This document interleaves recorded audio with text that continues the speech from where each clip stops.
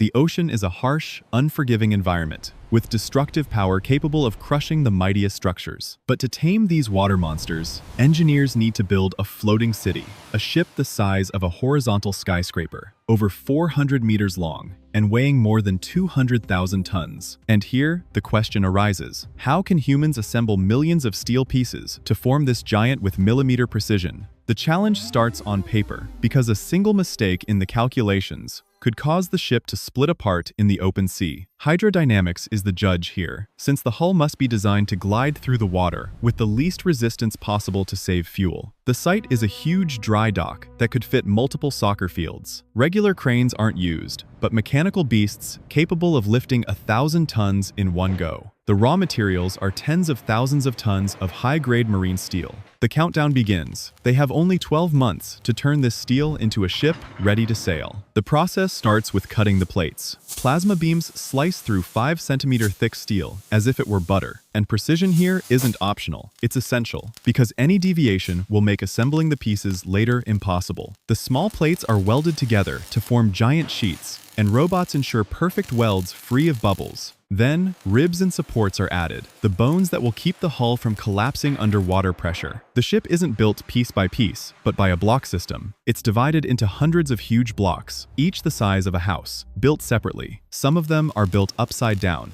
to make welding easier by using gravity. The critical moment comes with laying the keel, the backbone of the ship. According to tradition, a coin is placed for good luck. Then, hundreds of tons of steel come down on top of it. The floor must be perfectly level, because a 1 millimeter tilt at the base means a deviation of meters at the top. The bottom starts to take shape, as blocks are lined up next to each other, like giant Lego pieces. Between each block, an army of welders works by hand to ensure complete fusion. Every centimeter of welding is then inspected by X-ray, because a single microscopic crack could expand under ocean pressure and sink the ship. Elsewhere in the yard, the beating heart is being prepared. A diesel engine, the size of an apartment building, weighing more than 2,000 tons. Lifting and installing it is the most dangerous operation in the build. It's lowered extremely slowly because any mistake could crush the bottom of the ship. Once in place, it's fixed down with giant steel bolts to absorb the vibrations of millions of internal explosions. This engine generates enough power to supply a small city with electricity. With the heart and backbone in place, it's time to build upward toward the sky. The walls start to rise, as prefabricated blocks are added one after another. The Goliath crane takes center stage,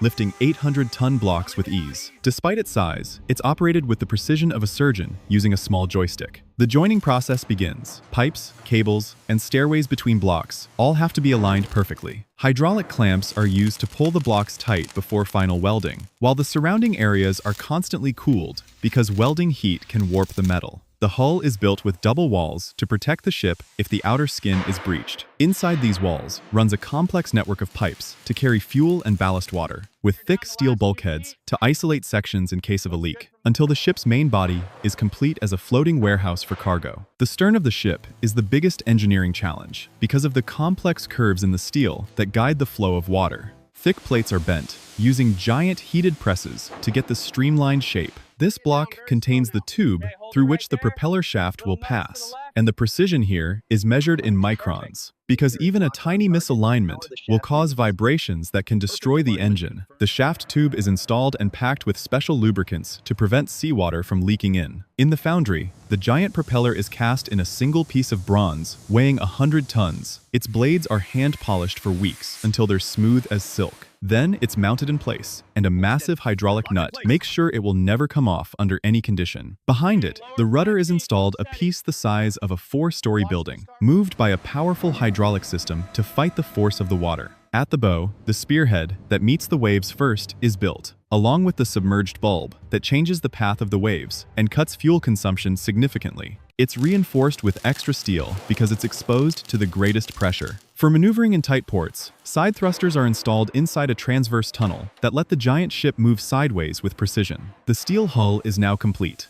a gray metal beast filling the dry dock. Before painting, it's cleaned by sandblasting to remove rust and impurities. Then, special anti-corrosion coatings are applied, and the underwater part is painted with material that prevents marine organisms from sticking. The draft marks and the ship's name are painted on, and its identity begins to appear. Work inside begins by running hundreds of kilometers of pipes, like arteries for fuel, water, firefighting, and cooling systems, alongside electrical cables long enough to wrap around a city, with auxiliary generators to power the systems when the main engine is off. The bridge and crew accommodations are built like a separate hotel. The rooms are finished and sound insulated. Then the whole building is lifted and fixed on top of the ship, giving it eyes and a brain, with bridge windows that can withstand direct waves, plus antennas and radars for constant communication, and a huge funnel equipped with filters to reduce emissions, and enclosed lifeboats that can be launched by free fall. Inside the holds, steel rails are installed to guide and secure containers precisely, with giant watertight covers strong enough to bear heavy loads. At the bow, the anchor handling gear is installed, where each link of the chain weighs 200 kilograms, and the anchor itself weighs 15 tons. The final countdown starts with removing scaffolding and temporary equipment. Then the systems are tested by switching on the power, and the ship wakes up to life. At night, it sparkles like a floating city. The awaited moment comes when the dock valves are opened, and seawater rushes in to embrace the hull. The water level rises slowly, as everyone wonders, will it float, or will there be leaks? But physics wins, and the buoyant force lifts 200,000 tons of steel.